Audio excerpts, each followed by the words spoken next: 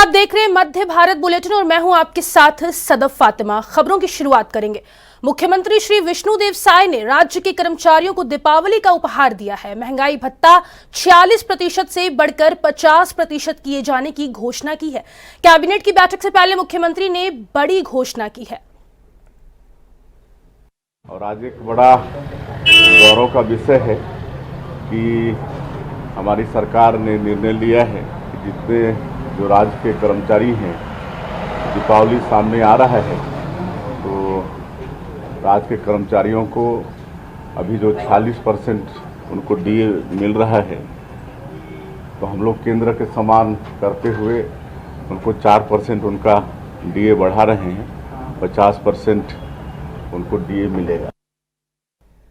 सूरजपुर के जिला कोतवाली में पदस्थ प्रधान आरक्षक तालिब शेख की पत्नी और मासूम बच्ची की हत्या करने वाला डबल मर्डर का संदेही आरोपी सूरजपुर पुलिस के गिरफ्त में है, जिसकी पुष्टि सूरजपुर पुलिस अधीक्षक एमआर अहीरे के द्वारा की गई है और कहा गया है कि पुलिस के द्वारा पूछताछ की जा रही है। 24 घंटे का रिमांड का जो समय होता है उसमें पूछताछ कर साक्ष्य सबूतों और मेडिकल रिपोर्ट के साथ कानून के नियमों के अनुसार माननीय न्यायालय के सामने पेश किया जाएगा।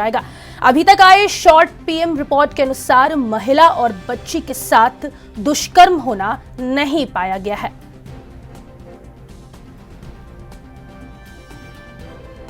गिरफ्तार करेंगे इसे भी, क्योंकि आज हम ढेर सारी कार्रवाई इसमें करना पड़ता है, तो पूछताछ करेंगे।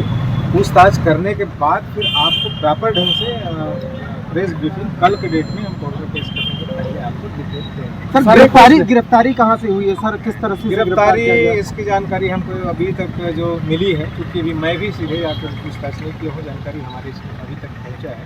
ये यहाँ से घटना के बाद से उधर चला गया था झारखंड गढ़वा की, और वहाँ से हमारी टीम, जैसे हमको पता चला हम यहाँ से टीम भेजे थे, 2 टीम मैंने 2 टीम यहाँ से भेजा था। और रेंज स्तर पर भी आईजी साहब, क्योंकि आप सब लोग देख रहे हैं लगातार उनका यहाँ पे उपस्थिति भी है और इन सब घटनाओं को ध्यान में रखते सार अपना प्रयास भी कर रहे हैं। तो रेंज स्तरीय और भी टीम, जैसे बलरामपुर की पुलिस भी थी, वो सभी इसमें शामिल थे। तो वहाँ के पुलिस के साथ संपर्क करके तो उनको वहाँ के माध्यम से फिर वहाँ से भी फरार हो गया था, भागते हुए दूसरी जगह से हम उसको बस से उसको वहाँ बलरामपुर की पुलिस के द्वारा वहाँ पर रोका गया था। हालांकि हमारी पुलिस भी पीछे उसको सर्च कर रही थी, आगे हमारी भी चेकिंग थी, वहाँ से हम भी। सर ये बताइए कितने और संदेहियों को पुलिस हिरासत में लिए पूछताछ कर रही है? इसके अलावा अभी पूछताछ के लिए जितने भी है उस घटना में शामिल जिन लोगों का उपस्थिति का पता चला था, पूरा पूछताछ पुलिस कर रही है। जो इसमें इन्वॉल्व होगा उसमें हम इसमें कार्रवाई करेंगे। बाकी लोगों को हम शॉर्ट पीएम रिपोर्ट मिल चुका है। क्या है सर उसमें? शॉर्ट पीएम रिपोर्ट वही है कि इसमें हत्या हुई है, दुष्कर्म की बात सामने आ रही है, पुष्टि नहीं हुई है किसी ढंग से। उसका जो मेडिकल रिपोर्ट कहता है, बीएम रिपोर्ट बोले, उसमें किसी प्रकार की दुष्कर्म पुष्टि नहीं हुई है, लेकिन विजिलेंस स्लाइड उसमें जब्त किया गया है फैसिलिटी द्वारा। उसको केमिकल एनालिसिस के लिए हम भेजेंगे, उसके बाद ही रिपोर्ट आएगा, तब उसके बारे में। सर एक प्रश्न है मेरा, मैं अभी घटनास्थल से होकर आ रहा हूँ और रात के अंधेरे में मुझे वहाँ पे ब्लड स्टेन मिल गया एक प्लास्टिक में, और चप्पल मिला है जो संभवतः बच्ची का हो सकता है। तो सर किस तरह की विवेचना पुलिस कर रही है कि इतना अहम सबूत और वहाँ ना चूने का दाग है, ना क्राइम सीन को लॉक किया गया है? सर कैसे हम मान लें कि विवेचना निष्पक्ष हो रही है? क्राइम सीन तब तक हम प्रिजर्व रखते हैं जब तक इस पर हम वहाँ पर भी कार्रवाई नहीं करते। एफएसएल की टीम और बाकी सारी टीम घटना स्थल जाके घटना स्थल का मौका माना, मानचित्र, फोटोग्राफी, एक इंच के सारी चीज़ें नाप जो करके उस जगह जो मिलना था सारी चीज़ें कलेक्ट किया गया है। और यदि चीज़ें हैं तो उसमें इन्वेस्टिगेशन। सर न्यायालय में कब तक पेश करेंगे और रिमांड? आज हमारे पुलिस के इसमें डायरेक्शन में आज हम उसको लिए हैं, तो पूछताछ 24 घंटे का जो टाइम रहता है पुलिस के पास, इस तरीके का हम पूरा टाइम लेंगे। तो इन्वेस्टिगेशन के लिए जो भी है भी करना पड़ेगा और उसके बाद माननीय न्यायालय। आखिरी सवाल सर, जिला बदर आरोपी थाने के सामने घूम रहा था, आपके विभाग के एक परिवार की हत्या हो जाती है, क्या कर रहे हैं सर? क्या कानून व्यवस्था है? पहले आप इस पर। कानून व्यवस्था की बात ये है, जिस ढंग से कार्रवाई इसने हमारे जवान पर किया था, उसके बाद ही उसको तलाश किए, उसके बाद ही वो जिला बदर के दौरान ही यहाँ पर उपस्थित हुए थे और यहाँ पर घूमते रहा, तो उसके खिलाफ भी हमने कुछ दोबारा FIR दर्ज करके उसको अंदर भेजे थे, जेल भी गया था, बाद में फिर जमानत के तौर से। सर लॉ एंड ऑर्डर की क्या स्थिति होगी सर? स्थानीय लोगों को जो आक्रोश सड़कों पर मिल रहा था, आज तो कोई आक्रोश सड़क में किसी ढंग से नहीं था। कल लोगों का जो आक्रोश था, चूँकि आरोपी नहीं पकड़ा गया था, आरोपी जो कि पकड़ में आ चुका है, अब सारी चीज़ें तो हमने ये प्रयास किया है जितने भी कानून के दायरे में जो होगा उसको। आरोपी के घर में नोटिस चस्पा किया गया है, तोड़ने की कार्रवाई, ऐसा कुछ प्रशासन की ओर से? पुलिस का काम प्रशासन की ओर से किया है। प्रशासन का काम है, प्रशासन की ओर पुलिस से। ने नहीं सर एक प्रश्न है, एक आरोप लग रही पुलिस पे, पुलिस को अपना दामन साफ रखने के लिए प्रेस कॉन्फ्रेंस में क्या सीडीआर की रिपोर्ट, कॉल डिटेल रिपोर्ट आरोपी का जारी करेगी पुलिस? क्योंकि बताया जा रहा है कि उसके नेक्सस नेताओं से जुड़े हुए हैं और उसके नेक्सस पुलिस वालों से भी जुड़े हुए हैं। देखिए ये जो चीज़ें हैं, जो कानूनी जो चीज़ें हैं, जो इन्वेस्टिगेशन पार्ट है वो इन्वेस्टिगेशन में है। हर जगह उसको सार्वजनिक। तो यदि कोई पुलिस अधिकारी निकलता है ऐसा संदेह, तो उस पर कार्रवाई होगी। बिल्कुल। जो इस केस में मैं आपको स्पष्ट कर दूं कि चाहे वो किसी भी स्तर का आदमी हो, किसी के साथ भी उसका कनेक्शन जुड़ेगा, यदि इस केस में इन्वॉल्वमेंट है तो आप 100% यकीन कर सकते हैं कि उसके खिलाफ निष्पक्ष कार्रवाई होगी और उसको हम जेल भेजेंगे ही। पुलिस का मनोबल बढ़ा रहे हैं सर, इसके लिए कुछ 2 लाइन बिल्कुल पुलिस का मनोबल बढ़ेगा और इस प्रकार की चीजें कृत्य को हम किसी भी ढंग से बर्दाश्त नहीं करेंगे। आगे आने वाले दिनों में आपको दिखेगा पुलिस और जितना भी है अपराधियों के विरुद्ध सख्ती करेगी। Thank you. बस्तर में नक्सल मोर्चे पर सुरक्षा बलों को लगातार कामयाबी हासिल हो रही है। यही कारण है कि हाल ही में नक्सलवाद को लेकर दिल्ली में आयोजित बैठक में केंद्रीय गृह मंत्री अमित शाह ने प्रदेश सरकार की जमकर सराहना की है। अब इस मुद्दे पर प्रदेश कांग्रेस अध्यक्ष दीपक बैज ने बड़ा बयान दिया है। उन्होंने कहा है कि नक्सलवाद के खिलाफ अभी लड़ाई खत्म नहीं हुई है। दीपक बैज ने कहा कि हम भी चाहते हैं कि बस्तर शांति आए, लेकिन आदिवासियों की मौत से नहीं बल्कि बस्तर के लोगों का दिल और विश्वास जीतकर ही शांति स्थापित की जा सकती है। मिनिस्टर ऑफ होम अफेयर्स के माध्यम से इसका परिपालन की दृष्टि से जो विषय रखा गया संसद में, आदरणीय गृह मंत्री अमित शाह जी का मैं बहुत बहुत अभिनंदन और अभिवादन करता हूँ, तो धन्यवाद भी ज्ञापित करता हूँ। इसकी बहुत आवश्यकता थी। समय समय पे ये 160-70 साल पुराने कानून, इस तरीके के अधिनियम जिसकी कहीं पे भी आवश्यकता बहुत ज्यादा महसूस नहीं हो पाती थी, लेकिन जटिलता बहुत थी इसमें। जब हम समान नागरिक संहिता की बात करते हैं तो निश्चित। छत्तीसगढ़ की कानून व्यवस्था पर कांग्रेस नेता सचिन पायलट ने कहा कि छत्तीसगढ़ में कानून व्यवस्था पूरी तरह ध्वस्त हो चुकी है। प्रशासन असामाजिक तत्वों को संभाल नहीं पा रहा है। हत्याएं हो रही हैं, लूटपाट हो रहे हैं, सड़कों पर खुलेआम खून बह रहा है। छत्तीसगढ़ की सरकार हर चीज में नाकाम हो चुकी है। जनता में जो शासन के इकबाल होता है वो खत्म हो चुका है।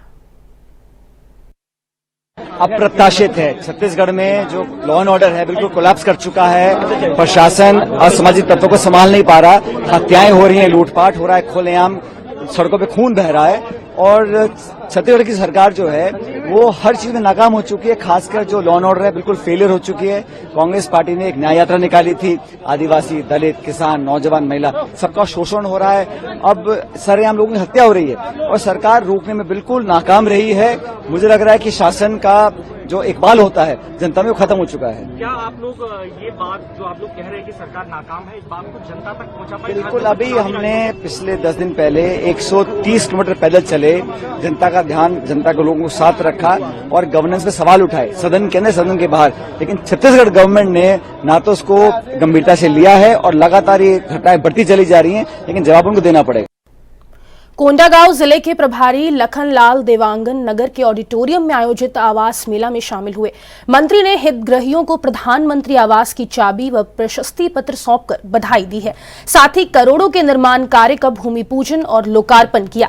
मेले में कलेक्टर कुणाल दुदावत, एसपी कोंडागांव, जिला पंचायत अध्यक्ष, भाजपा के पदाधिकारी और अधिकारी कर्मचारी सहित बड़ी संख्या में प्रधानमंत्री आवास के हितग्राही उपस्थित थे।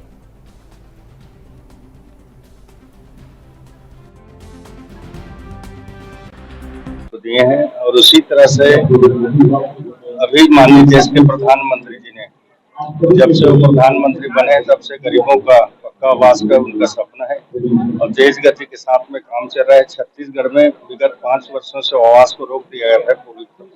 पूर्ववर्ती कांग्रेस की सरकार ने फिर से छत्तीसगढ़ की जनता ने भारतीय जनता पार्टी को आशीर्वाद दिया और प्रदेश के मुख्यमंत्री माननीय विष्णुदेव साय जी आज मुख्यमंत्री हैं और उन्होंने भारतीय जनता पार्टी ने घोषणा किया था कि हमारी सरकार बनेगी तो जो 18 लाख आवास रुके हैं उसका हम पुनः स्वीकृति देंगे। और आज 18 लाख आवास का माननीय मुख्यमंत्री जी ने स्वीकृति दी है, जिसमें केंद्र से हमारे 8,40,000 आवास का राशि भी आ चुकी है। और अभी हम लोग तत्कालिक में 5.5 लाख लोगों को आवास का प्रथम किस्त जारी कर दिया है।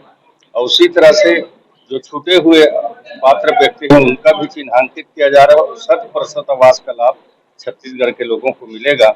इस तरह से मैं माननीय मुख्यमंत्री जी को धन्यवाद देता हूँ, माननीय प्रधानमंत्री को धन्यवाद देता हूँ कि इस तरह से उन्होंने आवास की स्वीकृति, ताकि हर गरीब का पक्का मकान हो, सब लोग पक्का मकान में रहें। इस योजना के साथ भारतीय जनता पार्टी सरकार काम कर रही है। छत्तीसगढ़ के अंबिकापुर शहर के नमनाकुला हाउसिंग बोर्ड से एक ऐसा मामला सामने आया है जहां एक भाई आर्थिक स्थिति ठीक ना होने पर अपनी बहन का अंतिम संस्कार नहीं कर पा रहा था। वहीं अंबिकापुर की अनोखी सोच संस्था के द्वारा विधि विधान से अंतिम संस्कार कराया गया। दरअसल अंबिकापुर नमनाकुला हाउसिंग बोर्ड में अहिरवार परिवार रहता है। बीते दिन जितेंद्र अहिरवार की बहन का बीमारी की वजह से देहांत हो गया। जितेंद्र की कमाई भी उतनी नहीं थी कि अपने बहन का अंतिम संस्कार कर सके। सूचना मिलने पर अनोखी सोच संस्था के पदाधिकारी और सदस्यों ने मृतका का अंतिम संस्कार विधि विधान से अंबिकापुर के गंगापुर मुक्तिधाम में किया गया।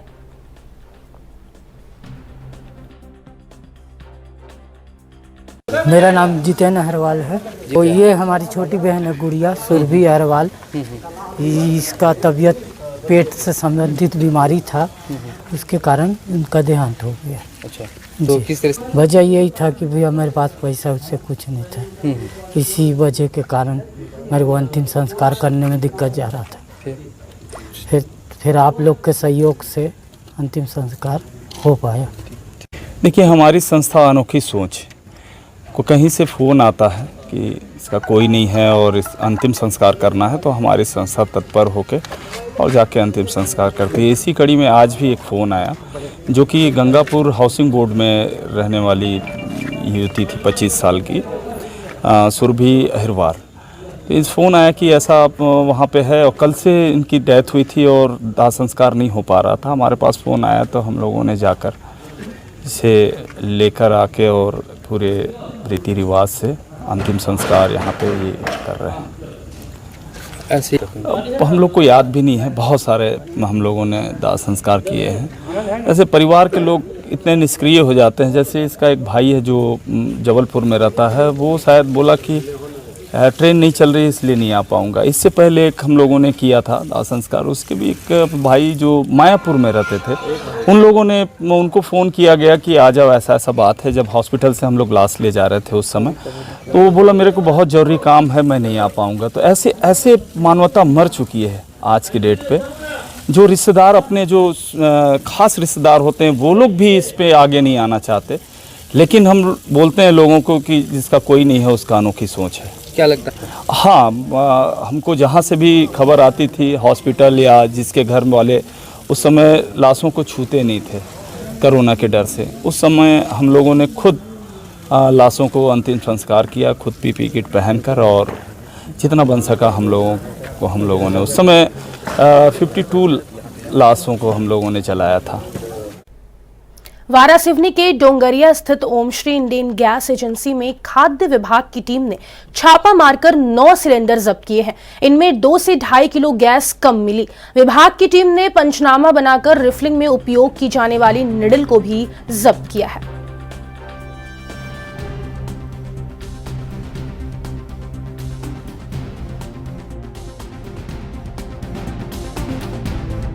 जितेंद्र सिंह राजपूत। जितेंद्र जी, बताइए किस प्रकार से गैस की कालाबाजारी होती है? क्या होता है कि मैं कल गैस लिया था जिसमें 2 किलो गैस कम भरी, 27 किलो गैस का अंडा पैक भरा। मुझे शक हुआ, मैंने चूँकि अंडा खोल लिया था, कुछ नहीं बोल पाया।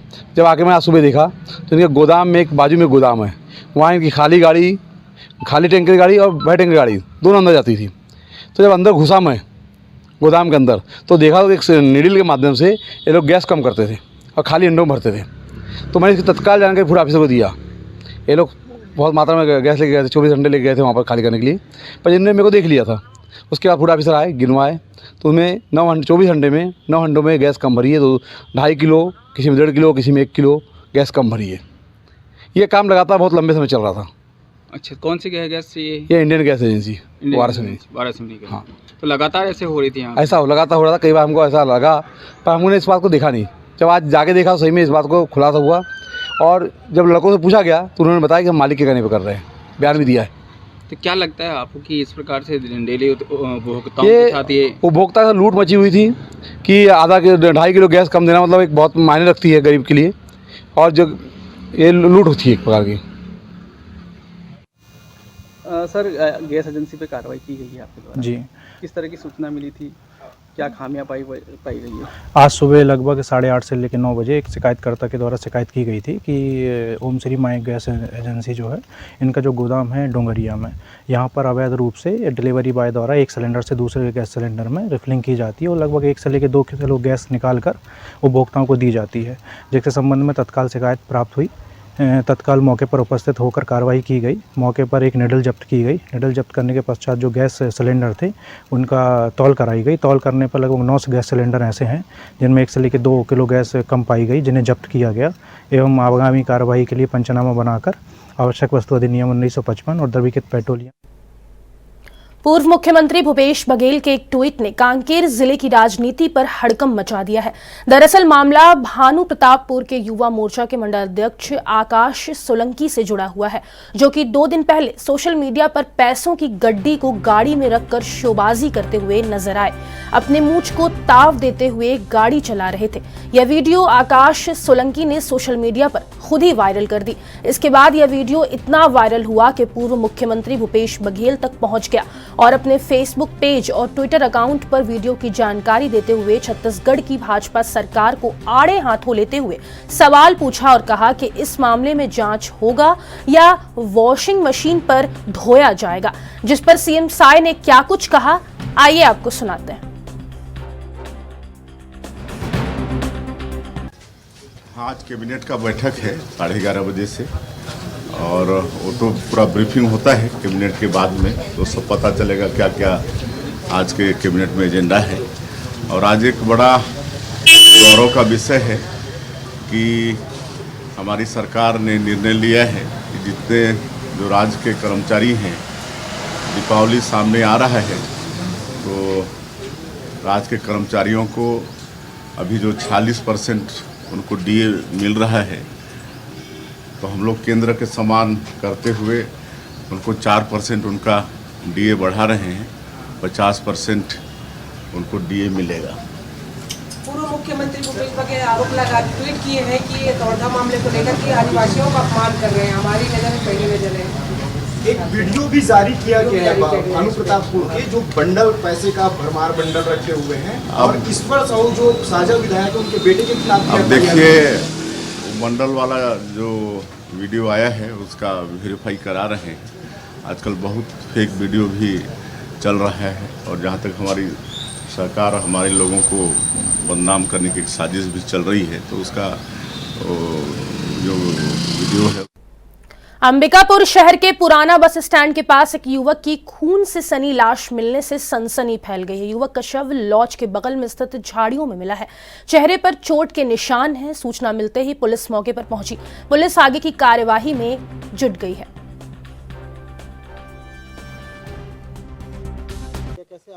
उसको मेरे को सवेरे मेरा भतीजा बताया, इन लोग छत पे चढ़े हुए थे, वो बताया मेरे को कि किसी आदमी को यहाँ मार के फेंका गया है।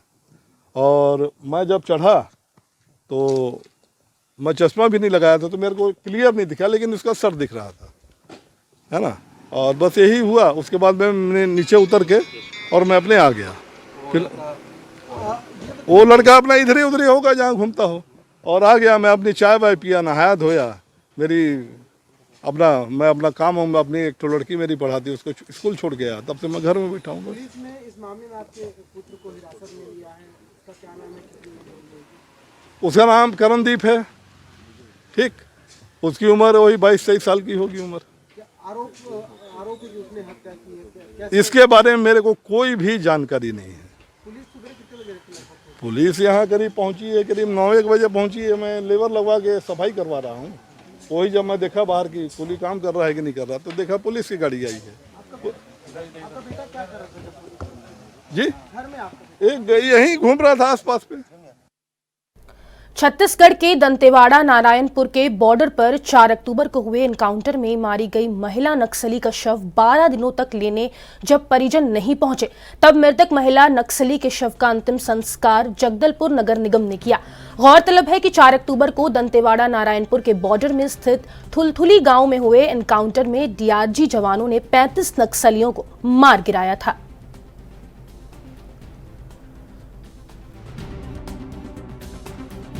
हाँ, इसमें पुलिस विभाग से सूचना प्राप्त हुई हमको कि एक नक्सली का जो शव है, नाम उसका है सोमे पिता होंगे, रेखा भाट कोलीबेड़ा की निवासी है। उनके परिजनों ने शव को सुपुर्दनामा लेने से मना कर दिया है। इसी कारण से पुलिस विभाग से हमको सूचना प्राप्त हुई कि इसका कफन दफन आप अपने स्तर पर करें। तो इसको हमने प्रॉपर फोटोग्राफी और वीडियोग्राफी कराते हुए हमने उसको निश्चित रूप से कफन दफन का पूरा कार्रवाई पुलिस की उपस्थिति में। फिलहाल के लिए मध्य भारत में बस इतना ही। मुझे दीजिए इजाजत और देश और दुनिया की तमाम खबरों के लिए आप बने रहें ANB न्यूज के साथ। नमस्कार।